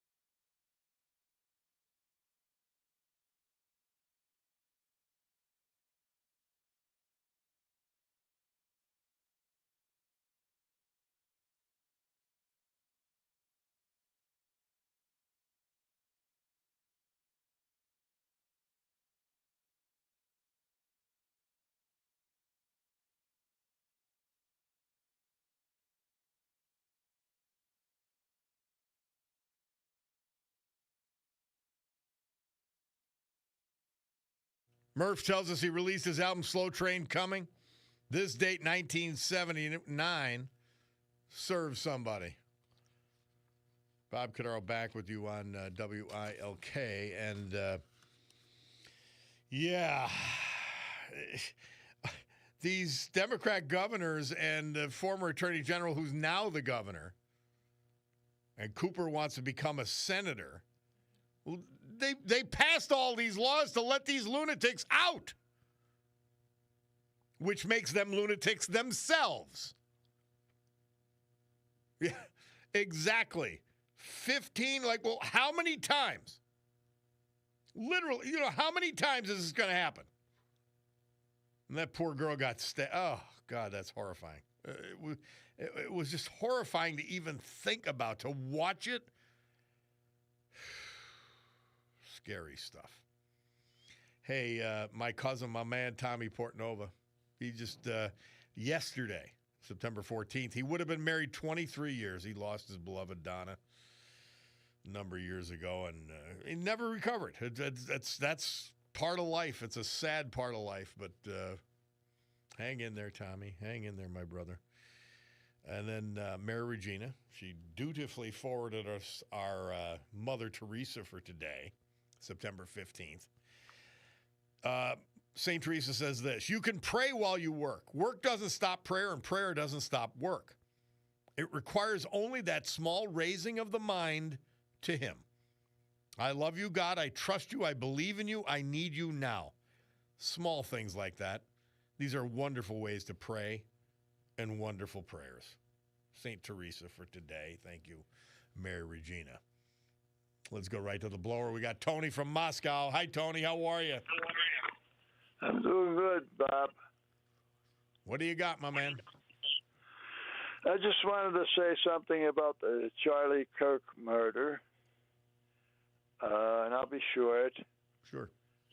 But the reaction, vile reaction, and sometimes gleeful reaction of some of the people over his assassination demonstrates to me that many of our people in this country place their politics above their humanity. Mm-hmm. It's more important that their side wins than the evil that some people have shown us in the last few days. And Tony, what confuses me, other than the people who are getting something out of the Democrat Party, just normal people, they're being punished by left-wing policies that are now part and parcel and the leadership of the Democrat Party. They're being punished by all of this. And they're taking the punishment and accepting it. Absolutely. There are, let's face it, there are a lot of people all over this country who don't have a whole lot of sense. And you can find them just about anywhere. Look under a car and you'll find one. Tony, we live in Lackawanna County. We can find them easy. But I've watched Charlie many, many times, and he was a hero to me because he always treated people with respect. Yep. I never saw him disrespect a person. Never. He disrespected their views because some of them were just cockamamie. But yeah, Absolutely. you're right. He went into the belly of the beast, which is college campuses in particular. And right. I don't know. Can anything like that be? Can it be duplicated? I don't know how, but a lot of different people are going to have to step up to replace Charlie Kirk. Absolutely. But when he disagreed with their approach, he always disagreed in a kind, respectful manner. He didn't raise his temperature. He didn't get his personality out of ordinary. He was always an ordinary guy that was just speaking his beliefs and countering his audience's belief, but nicely. Well, Tony, you know what else I loved about Charlie Kirk among many, many characteristics? Here was a high school graduate teaching college kids, and I've watched clips, even professors, what the truth was, and I just loved every minute of it. He proved that college was knocking the common sense out of kids. Yes, and like you say, especially professors who were supposed to know things. I know. Crazy stuff, Tony. But we could forge ahead. Like I said, politics is now, to many, more important than their humanity. That's why we got some of those reactions, those vile reactions. Yeah, I know. But I'm hoping someday soon that will reverse itself. But I doubt it. To me, you never get rid of that cockeyed thinking that produces the left, because they've got self-interest all wrapped up in it. They've got power trips all wrapped up in it. They've got ego trips all wrapped up in it. Right, wrong, or indifferent, and they're always wrong. But we can marginalize that kind of idiocy. That's where I hope we get to. I truly do. Yes, their actions show that they're after power rather than the benefit of our country. Yep. Time after time. Amen, Tony. Thank you, my friend. Good to hear from you. Okay, Bob, keep it up. All right. My friend Paul texts in. He says, my mother canceled the paper after reading Chris Kelly's column on Sunday. I can't. I could write what Chris Kelly wrote. Like, it's so simple-minded. I could write what he wrote. I would never put a poison pen to paper in that fashion. But I know what I'm going to read when I see this column. I know it. It's disgusting. Absolutely awful. So predictable, though. So sadly dumb and predictable from the Scranton Times. Fortunately, he's only in the one newspaper.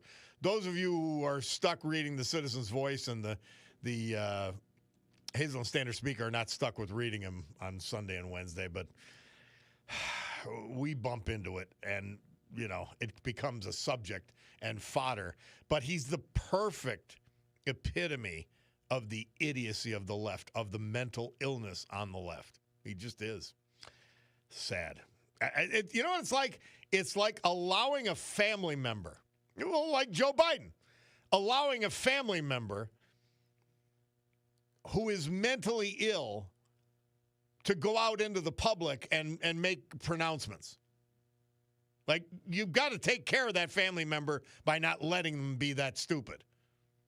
No, there's no editor at the paper that's willing to do that, unfortunately. So he continues to be sick. God bless him. We'll be back.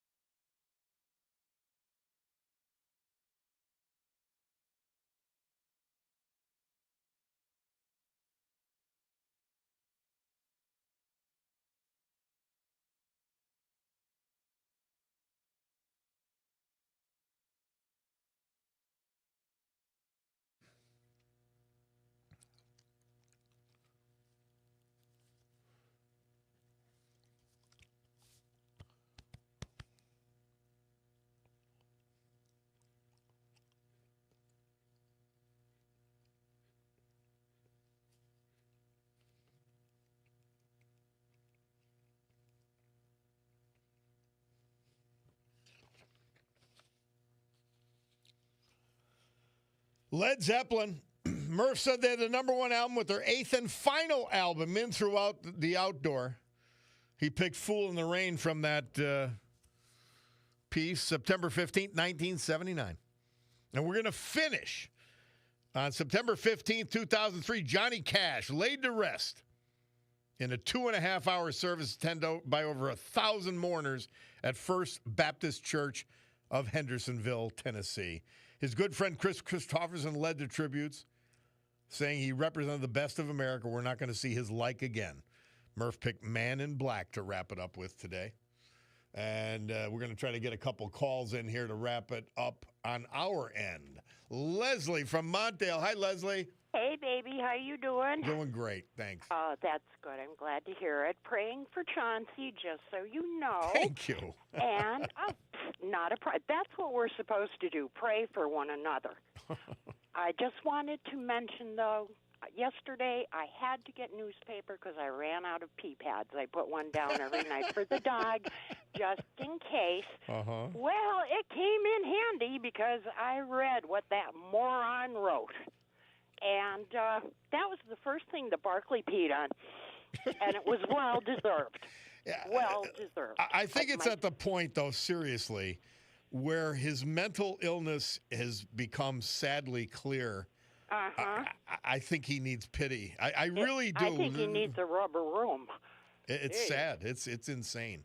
It is. It definitely is. Well, like you said, they want all the money. They want the power.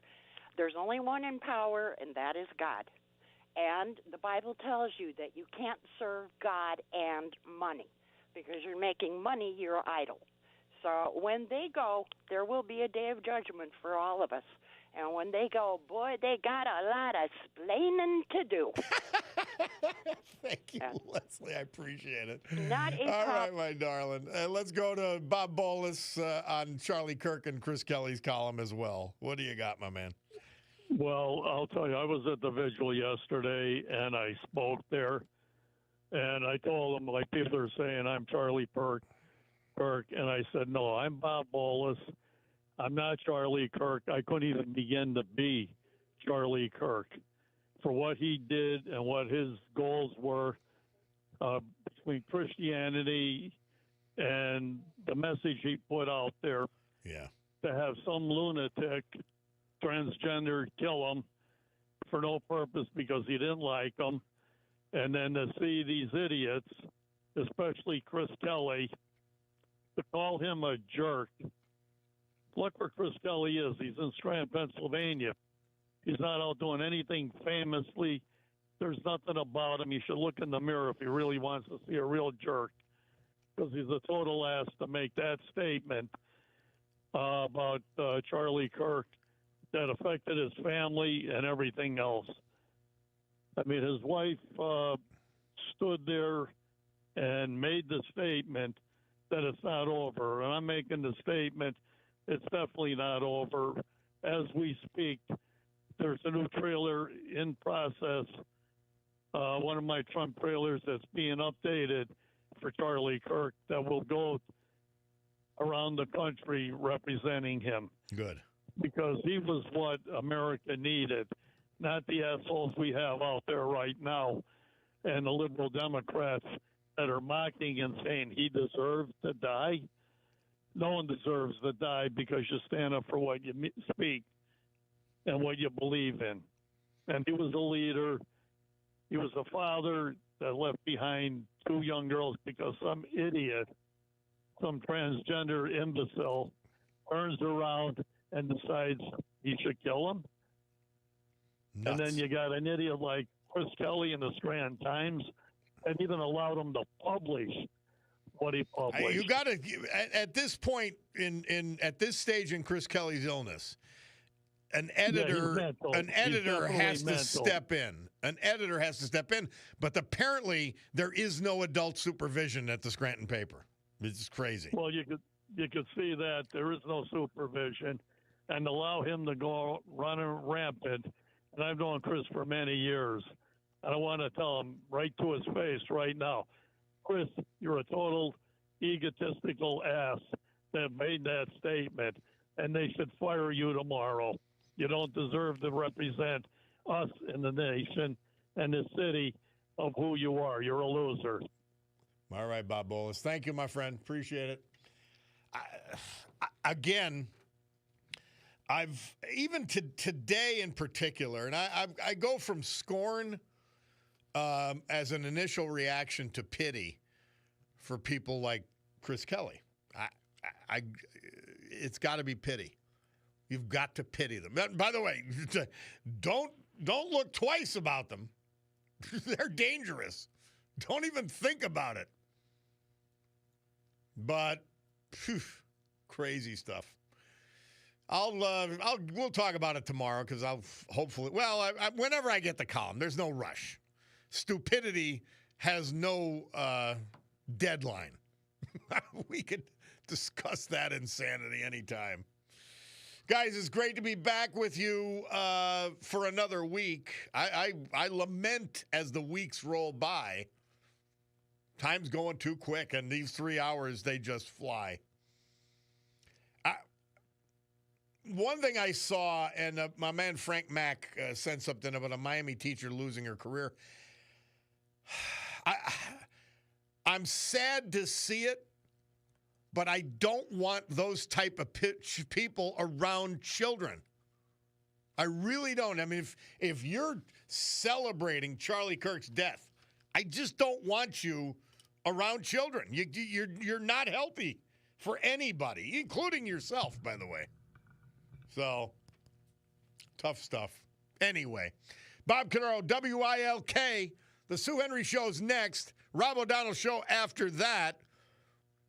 You guys have a great afternoon. God willing, I'll be with you tomorrow morning. But for now, we must gavel to a close this meeting of the Club for Common Sense. Adios.